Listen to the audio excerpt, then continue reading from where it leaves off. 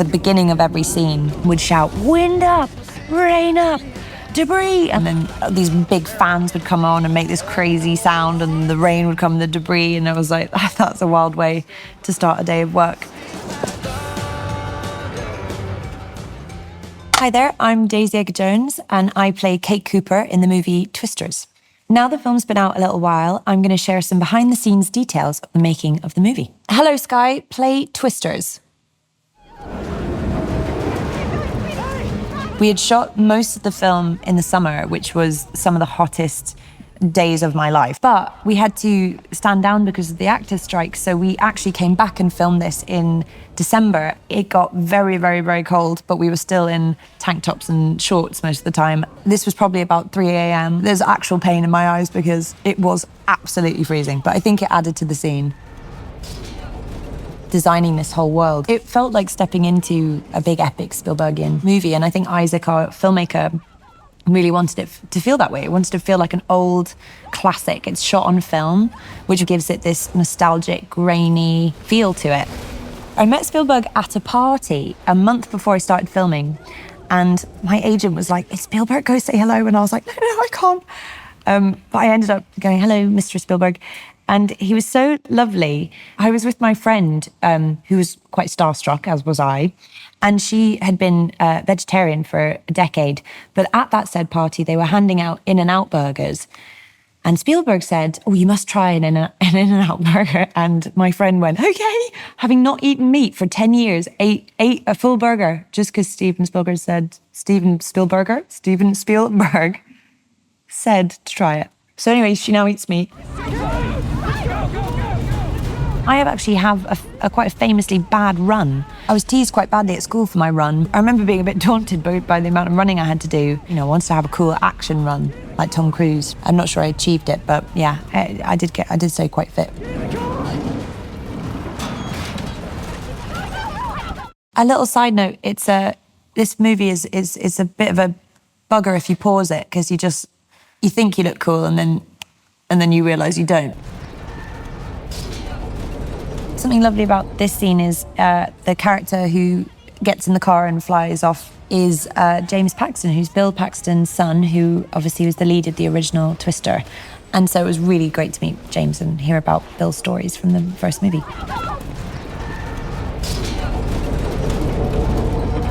I heard rumour that the CGI guys snuck in the deep background, a cow. There was quite a few nods to Wizard of Oz, which is obviously the kind of most iconic tornado film, I suppose, of them all. And obviously the original movie, they used a device called Dorothy to measure the tornadoes, and we have our own Dorothy in this movie too at the beginning. But also all the Stormpark cars are called Lion, Tin Man, Wizard, etc. So they've all got kind of, they've all got little nods to Wizard of Oz, which is really cool. And there's a few Easter eggs in the movie, actually, especially if you're a big fan of the original. I didn't really notice this until today, but the little girl in the scene has got a kind of Dorothy nod in her costume. She's got like her little dungarees and her blue gingham shirt, which is really cool. And her shoes are ruby red. Isaac really wanted it to feel as close to what it is like to experience a tornado. He wanted the sound to really match what it was. You know, often people say it sounds like a freight train. I think what's great about watching it at home and on this TV is still enjoying the big scale epic moments because it sounds so good. It's, you know, got beautiful visuals. It feels like not much is lost, which is good. EF1, perfect conditions. Run your experiments. A lot of weather jargon coming up, a lot of science jargon, and a lot of pain.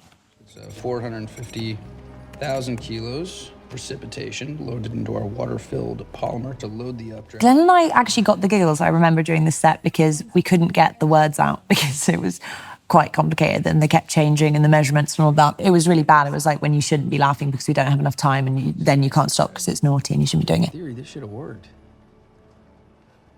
I love trying to understand something and learn about something that I otherwise probably wouldn't have explored. And for me, my favourite part of geography was always weather and clouds. And so I actually, when I was a kid, I wrote a book on clouds, like different types of clouds, what they meant, because I wanted to be able to be like, that's a cumulonimbus. We had a lot of weather consultants on set to try and guide us and help us when we'd be like, what is a wind shear? And, what does a dry ridge mean? And how do we sort of make it sound like it's rolling off the tongue? It was cool to meet actual meteorologists who often actually draw storms on paper. They track them with coloured pencils and paper, and that's still what they do today, even though they have all the tech, but it's an easier way to track the storms through drawing them, which I thought was really interesting. And then they kind of talked us through the history of tornadoes in Oklahoma and what it means to that community. And actually everyone I met who was from there has their own story and understands the weather and meteorology in a way that you only can when you've grown up in that place.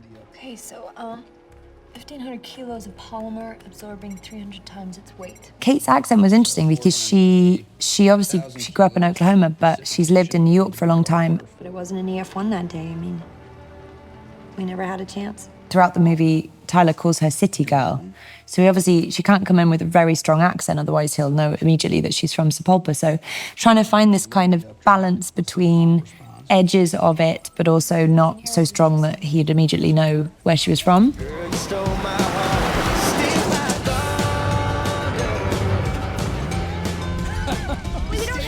Growing up in London, I didn't experience extreme weather quite like this. As extreme as it got was usually a snow day. So it was really exciting to be able to actually film in Oklahoma where the movie's set, and we also filmed during tornado season. We filmed so much out in the sticks. We were out in the fields, like on the red dirt, driving under the big sky. Like we weren't with a green screen, we weren't in a studio very often. I think my most extreme weather experience was on this job. There was a lot of days where we had scenes shut down because of lightning strikes or potential tornadoes. As we were filming, this massive mesocyclone cloud, which is a big tornadic cloud, which they sometimes call the mothership because it looks like a spaceship. It's the most gnarly looking cloud I've ever seen in my life, began to form behind us. So we looked like two of the worst storm chasers we've ever seen because we were sort of like, where is it? And it was like genuinely a real one behind us. And we had to close down filming, leave, and the cloud eventually turned into a tornado, which I think our director chased and saw with some of the consultants on the show. Hold on. Oh, Tyler, this is done. Hold on. This is really done. All right, we got this, Kate. Here comes the cake. That was one of the biggest challenges of trying to make sure we were both looking at the same thing, because obviously, we'd had no idea really of how big the tornado was going to be, where it was moving. So a lot of the time it was just our director shouting 12 o'clock, 1 o'clock, 2 o'clock. And we were sort of just trying to figure out what time of the day it was. It was really quite an interesting thing to then be able to watch it and post and be like, oh, that's what it looked like. That's where it was. Hello, Sky, volume up. Look, this thing's rated for EF1s, okay? We got extra weight on the chassis. We got So epic. It looks so... It's so cool. One thing I will say, I think this movie has such a good soundtrack. It's so good. It's like all the heavy hitters of the country scene. My mum was a film editor, so I've always been fascinated by the power of an edit and how much you can change with it, and music and adding that.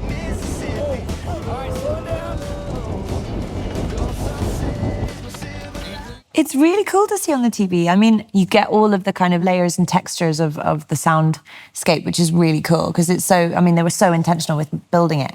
You can kind of hear that freight train whoop, whoop, whoop, whoop, whoop thing, which is quite chilling. All right, slow down. Now. That's the polyacrylate.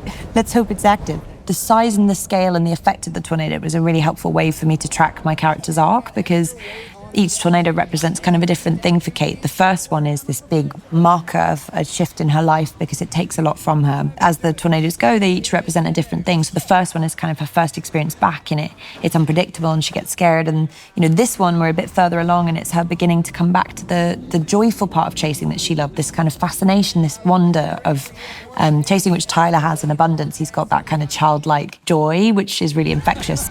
We don't have to drive into it. It's really dangerous. This was an entire half a year later. We came back to finish this sequence. This part we shot in the studio, which was really, if you zoomed out a bit further, you just see two blokes with planks of wood just levering the car so that we were kind of moving. But it looks better like this. some of the crew got to go to NOAA and the National Weather Centre and meet a bunch of meteorologists and this really great guy called Sean, who was our sort of main storm chaser consultant, who also helped rig up all the trucks that you see in the movie. We saw his real truck, which was the coolest thing I've ever seen. It had like mad hail dents in it and cages on it, and he had an axe in the back. I'm not sure what that was for. We had a great first AD as well, who had a brilliant energy, who would kind of, at the beginning of every scene, would shout, "Wind up, rain up," and then debris, and then we'd sort of be, these big fans would come on and make this crazy sound, and the rain would come, the debris, and I was like, that's a wild way to start a day of work. But he was so involved, and he would stand in front of the fan, so his face would be going like that, and he'd be shouting directions. So much of filming for screen is like acting in a vacuum, because you're often giving like emotional dialogue to a mark on a matte box, or you're filming up here and below is just, you know, an apple box with props on it, and you have to hit your mark, and it's very controlled, and it's hard to feel that kind of like freedom. So for me, filming those stunt sequences was so freeing, because there's not much you can control when you're throwing debris at somebody. So, you know, we were actually there with the wind in our face, and we were there with the rain and not being able to open your eyes, and so it was so much easier to act because it was happening. Thanks for watching. I hope you enjoyed this exclusive look behind the scenes of Twisters.